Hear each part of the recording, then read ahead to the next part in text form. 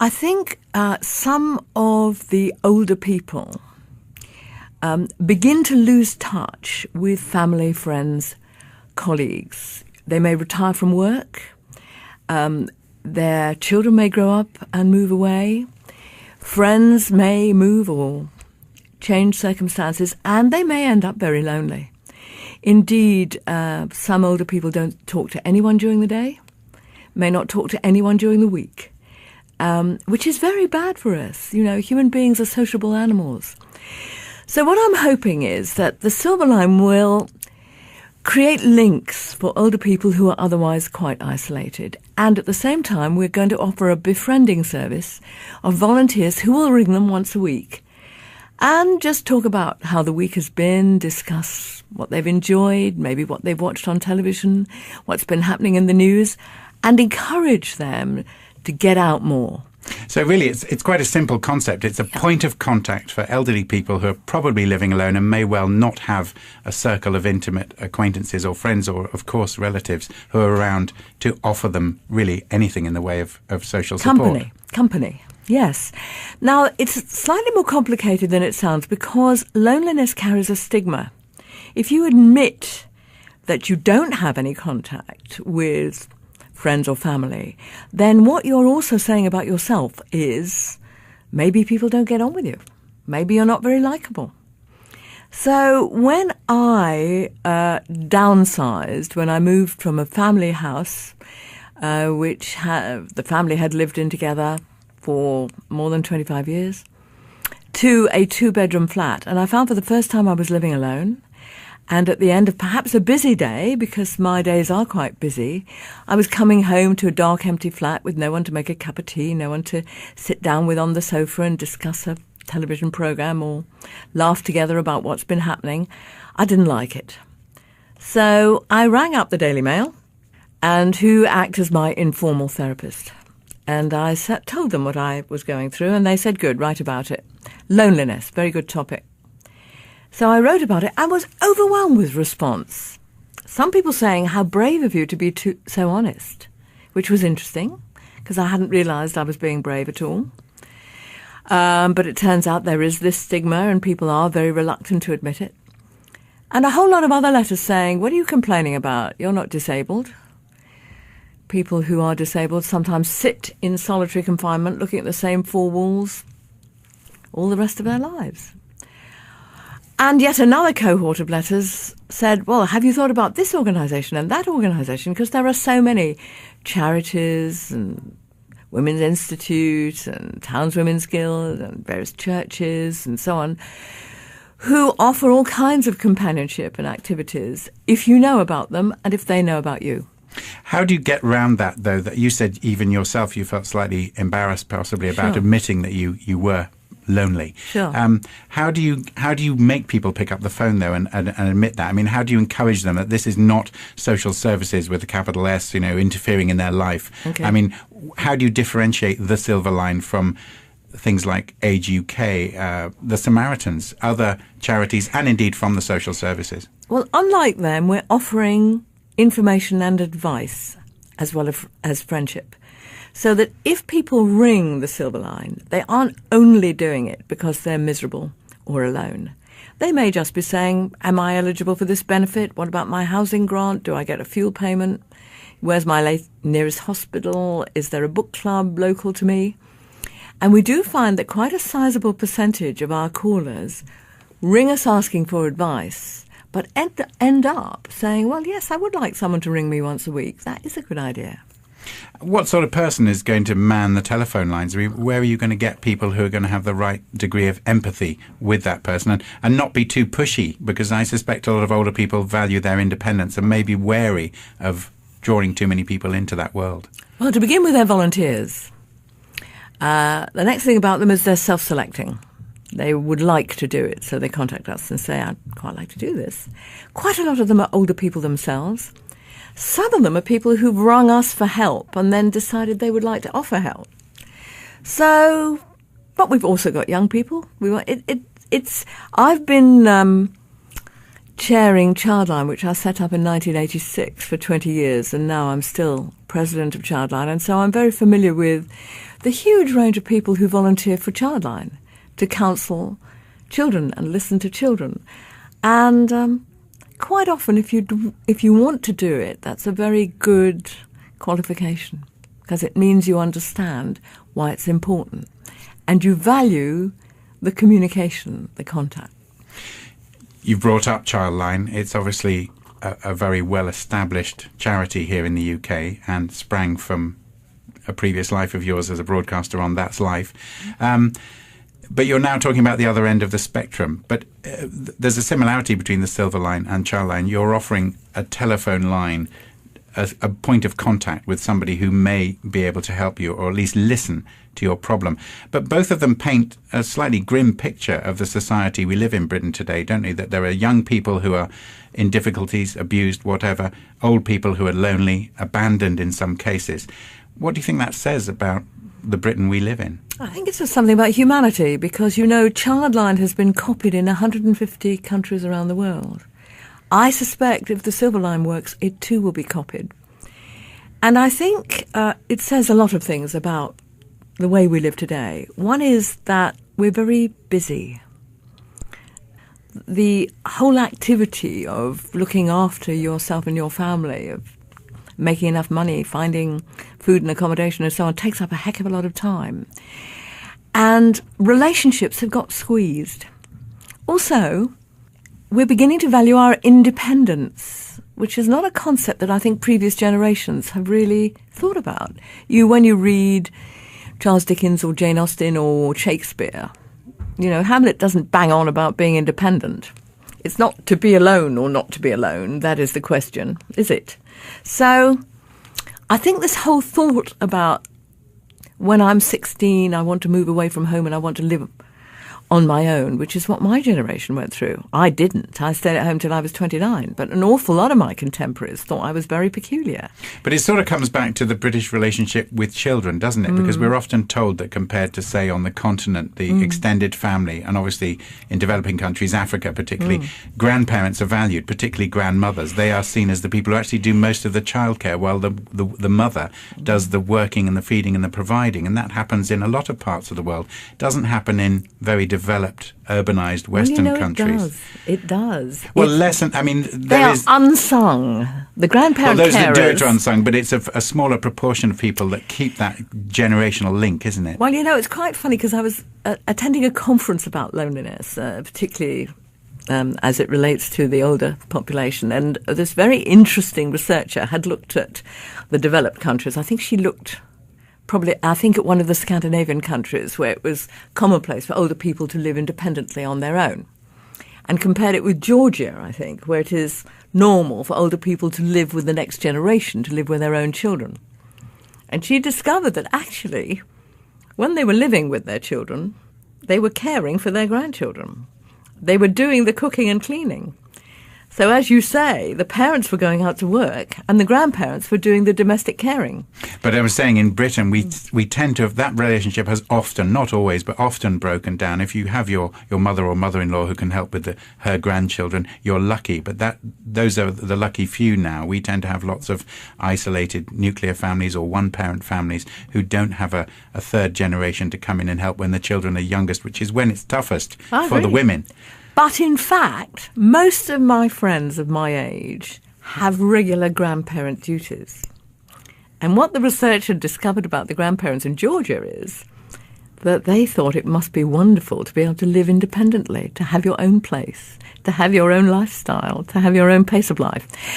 So I think the ideal would probably be a mix, a balance, so that older people can do the things we enjoy, because, older people in Britain are great gardeners, great antique collectors, tend to enjoy television programs and other forms of entertainment which the kids scoff at, So it's nice for older people to have that luxury, but it's also nice for them to feel needed I mean, that's another interesting aspect of the silver line, because one of the things that I think a lot of people are starting to feel and understand in this country is that we tend to devalue people as they get older.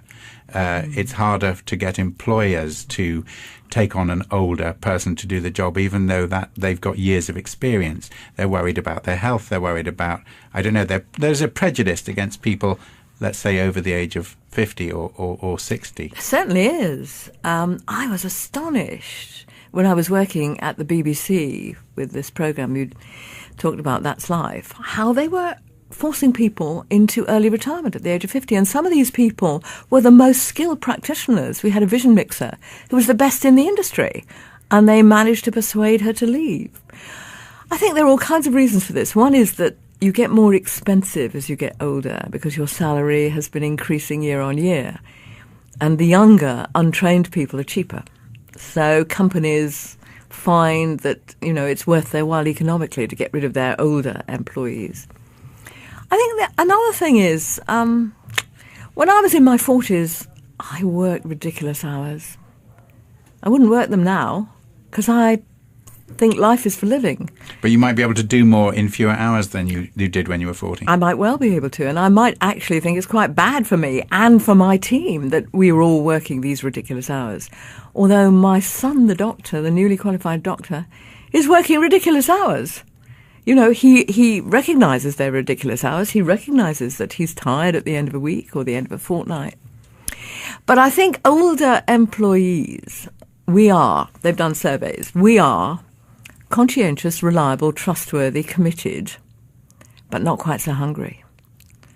So that we will work... Oh, we can't all be hungry. We can't all be hungry for the ridiculous hours. The ridiculous hours. We don't force ourselves on in that way. We say, wait a minute, I've done my 40 or 60-hour week. I don't want to do an 80-hour week. But, I mean, all those wonderful qualities that, as you say, an older person can bring to a job or to a situation are, on paper, seen as valuable if you talk to people about it. But it's harder for them to get jobs. And it is part of this problem that I'm guessing the silver line may address, is that we tend to forget the elderly, and if they don't have immediate family and they're not immediately useful, they lead terribly lonely lives. They can do. And the awful thing is that age is regarded as a problem. I think worldwide people are looking at ageing populations as an increasing problem. And what I'm saying is, wait a minute, hang on. These older people are a fantastic resource. They are, as you say, very useful in family life, because they can take on child rearing, they can take and babysit, they can do a bit of, helping domestically and supplying transport and doing all those other things. And children love grandparents, and grandparents love children. I've got my first grandson, and if you're not careful, I'll show you the 2,000 pictures I've got of him at every minute of the day. But so that relationship is very important and valuable. But also, if we look at our charitable sector, one of the things that I realised in Eastern Europe is the concept of charity is very new there. The people are used to having their needs supplied by the state. Why do you need a charity? Well, the answer is that charities are very often flexible. They can fulfil a niche need, as I hope we're going to with this particular helpline. And they can offer people the chance to do something out of the goodness of your heart, which really makes a difference to people that are worse off than you. And so at the end of the day, you think you have a real sense of achievement. Your long career in the TV programme That's Life, which dealt with a lot of social issues, a lot of consumer issues, probably puts you in a unique position in terms of perhaps understanding what gets the British public excited, what they will engage with, what they will help with. Do you think the silver line is something that people are willing, given the problems we've said about dealing with the aged and the elderly? It's not fashionable, it's not seen as cool necessarily. Is this something you think the public are going to get behind? I hope so. I think there is something intrinsically very appealing about children. And I don't know whether people will find vulnerable older people as attractive a cause.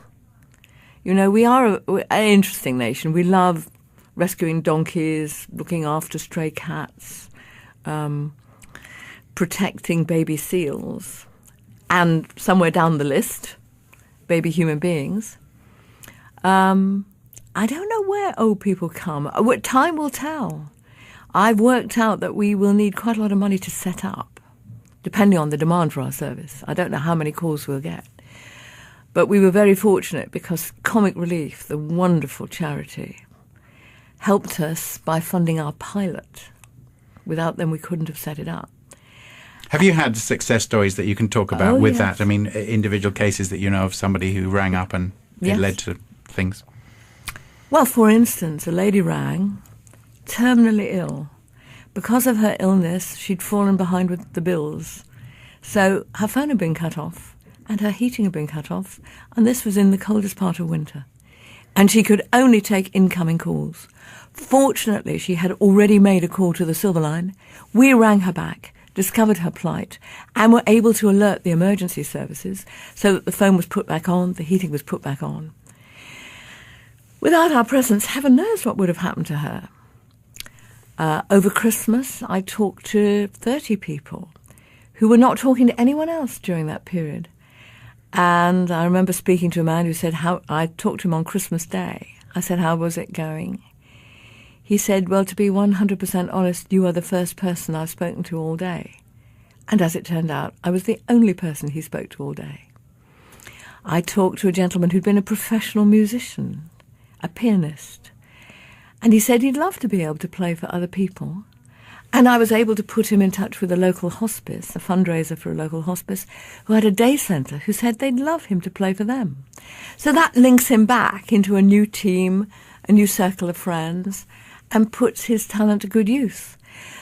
So and I've had the most wonderful email from a lady who explained why Sundays used to be the low point of her week, and now they're the high point because she talks to a befriender called Nina, who is a young woman who is also finding it difficult to get out of her house because she's got a young child and she's pregnant with her second. And so they share experiences of their week together on a Sunday morning by phone. You're still working, you're still campaigning, you're still writing and broadcasting. But you have spoken publicly and written about your own sense of loss. You're a widow. Your husband died after a long marriage. Does that give you a personal stake in this? I mean, you said you've got a grandchild now and you've got grown-up children, but can you still feel lonely? I think all my working life, my own experience has informed my career, so that I was one of the early working mothers in broadcasting. So I was able to make programs about stillbirth, childbirth, about postnatal depression, about all kinds of experiences, and eventually about child abuse that had come my way because of the worlds that were opening up to me with my changing life. And I think, yes, this is another way in which my own bereavement, my own experience as a widow has given me access to other widows' experience. I remember doing a talk show about young widowhood. And we were like sisters, actually, in that studio. And what we were all agreeing is that each person's experience was so individual, and yet the outside world was making rules for us. You're crying too much. You're not crying enough. You should get out more. You should get out less. Move house, don't move house. And in fact, there are no rules. People find their own way. So I do think that probably living alone for the first time at the age of 71, I'm now 72, made me write about an experience that I hadn't actually had any insight, or not enough insight into, before it happened to me. It's one of those ironies, isn't it? We all know death is coming, and if we're married, we know that we may have to face up to being the one left behind. But nothing prepares you for the reality, the finality of loss. I think we don't like looking at it too closely. And I think we're right, actually. Because nothing does prepare you. You don't know how you're going to react. I have friends who've responded totally differently from me. I was thinking about it the other day. It was quite interesting because I stayed in my family home for a long time, for about 10 or 12 years after my husband died. before I was ready to move into my little old lady flat. I have friends who immediately sold the house, sold the stuff, changed their lifestyle. And what they have in common is that they then found a new partner very quickly. I haven't. So we all respond differently. We all respond differently, and I don't think there's a rule book. But I do think there are people who end up feeling far more alone than they would choose to be. And I'm hoping that the safety of a confidential, anonymous helpline will liberate them into talking about things that maybe they wouldn't admit to friends or family.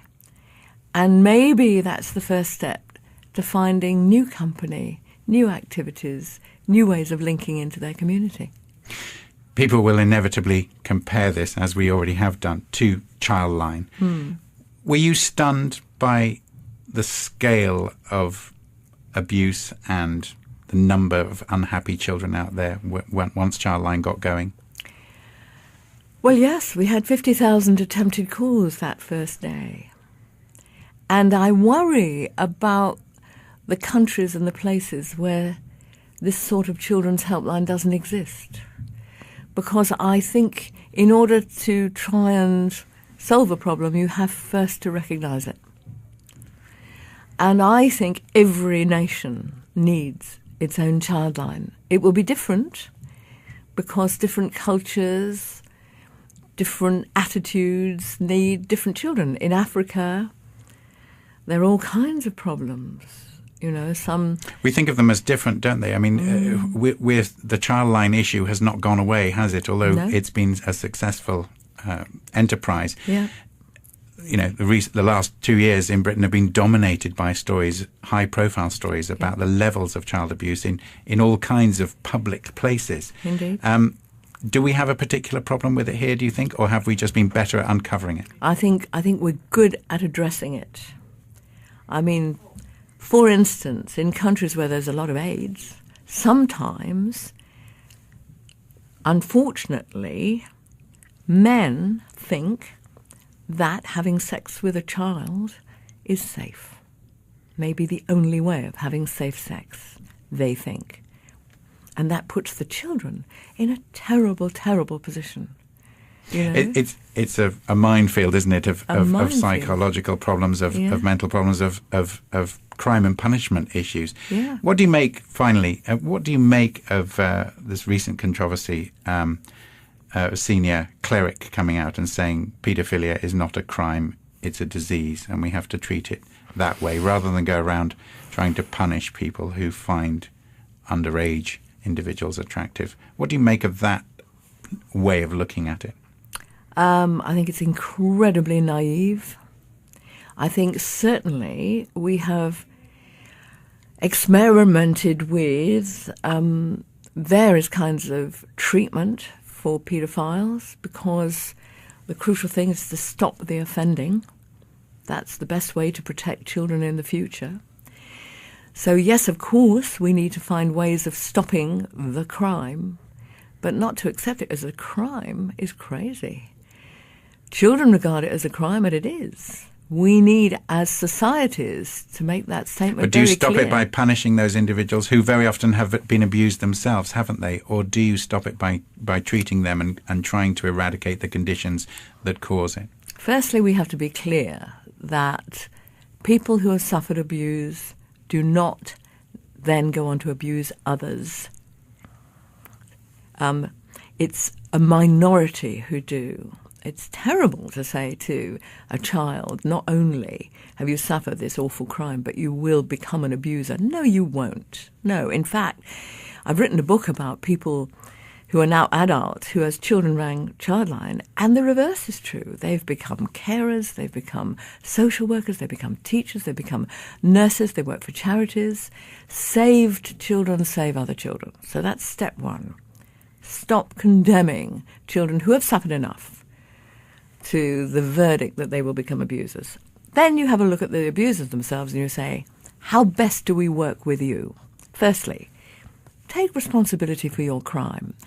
Recognize that you have caused terrible damage to the children that you have hurt. Don't go into denial and say they enjoyed it or they wanted it or it was their fault. Stop that. That is an attack on a child's soul. Take responsibility yourself. Having taken responsibility, then let's find a way of changing your behaviour for good. Let's put in the deterrents, let's put in the incentives, and let's say, you don't have to do this forever. You can change. It's an addiction, but you can change it. And there are people who have changed it. And there are people who work with paedophiles helping them change it. But they must take responsibility, and it's no good going into denial and saying it's not my fault. Take responsibility for your actions and work to change them. Do you think things are better now in Britain in terms of people's awareness of the problem and their willingness to tackle it than they were when ChildLine started? Much better. Much better. I think there's much more chance that a child who asks for help now will be believed and will be supported. They're not ideal. We know they're not perfect. But we have moved a long way along the line. I think countries that are in denial, I have been in groups of people who say we're fortunate it doesn't happen in our community. It happens in every community. What you have to do is enable children to ask for help. Listen to them, support them. And don't sweep it under the carpet. This is not a taboo.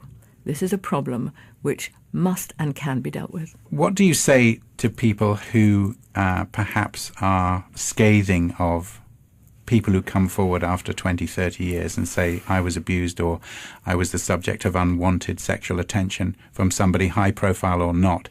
So long afterwards, there's a core of people in the public who probably say, what's the point after all this time? Get over it. What do you say? Is it always worth coming forward even many years later? Does it help the victim? Yesterday I was having lunch with two sisters, both abused by the same man, neither of whom knew that he'd done it to the pair of sisters, and he caused them so to dislike each other that they ceased all contact with each other. And they have rebuilt their relationship. They have rebuilt their lives. They now recognise that what happened to them was not their fault, and that they don't have to go on living in the shadow of the past, but they can look forward to the future. And I think that's what so many survivors gain from disclosing what happened to them, even 10, 20 years after the event. Because they need to be able to walk forward, to stop being imprisoned in terrible, painful memories of the past. I'm not saying that everybody who discloses abuse is telling the truth, whether they're child or adult.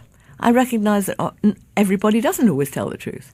But I'm saying they must be listened to, and they must be encouraged to move forward. Even if the perpetrator is dead? Even if the perpetrator is dead. And if the perpetrator is not dead, then we have to find effective ways of achieving justice for them. Testing the evidence, listening to the evidence, and achieving justice. And to offer a befriending service of volunteers who will ring them once a week and just talk about how the week has been, discuss what they've enjoyed, maybe what they've watched on television, what's been happening in the news, and encourage them to get out more. So really, it's quite a simple concept. It's a point of contact for elderly people who are probably living alone and may well not have a circle of intimate acquaintances or friends or, of course, relatives who are around to offer them really anything in the way of social support. Company, yes. Now, it's slightly more complicated than it sounds because loneliness carries a stigma. If you admit that you don't have any contact with friends or family, then what you're also saying about yourself is maybe people don't get on with you. Maybe you're not very likable.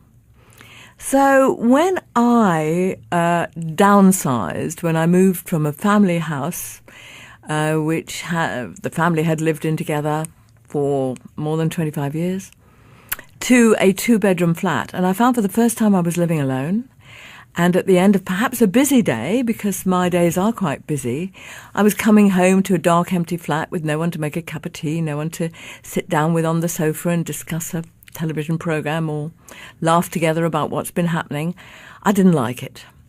So I rang up the Daily Mail, and who I think some of the older people begin to lose touch with family, friends, colleagues. They may retire from work. Their children may grow up and move away. Friends may move or change circumstances, and they may end up very lonely. Indeed, some older people don't talk to anyone during the day, may not talk to anyone during the week, which is very bad for us. You know, human beings are sociable animals. So what I'm hoping is that the Silver Line will create links for older people who are otherwise quite isolated. And at the same time, there are so many charities and Women's Institute and Townswomen's Guild and various churches and so on, who offer all kinds of companionship and activities if you know about them and if they know about you. How do you get round that, though, that you said even yourself you felt slightly embarrassed possibly about admitting that you were lonely? Sure. How do you make people pick up the phone, though, and admit that? I mean, how do you encourage them that this is not social services with a capital S, you know, interfering in their life? Okay. I mean, how do you differentiate the Silver Line from things like Age UK, the Samaritans, other charities, and indeed from the social services? Well, unlike them, we're offering as my informal therapist. And I told them what I was going through, and they said, good, write about it. Loneliness, very good topic. So I wrote about it and was overwhelmed with response. Some people saying, how brave of you to be so honest, which was interesting, because I hadn't realised I was being brave at all. But it turns out there is this stigma, and people are very reluctant to admit it. And a whole lot of other letters saying, what are you complaining about? You're not disabled. People who are disabled sometimes sit in solitary confinement looking at the same four walls all the rest of their lives.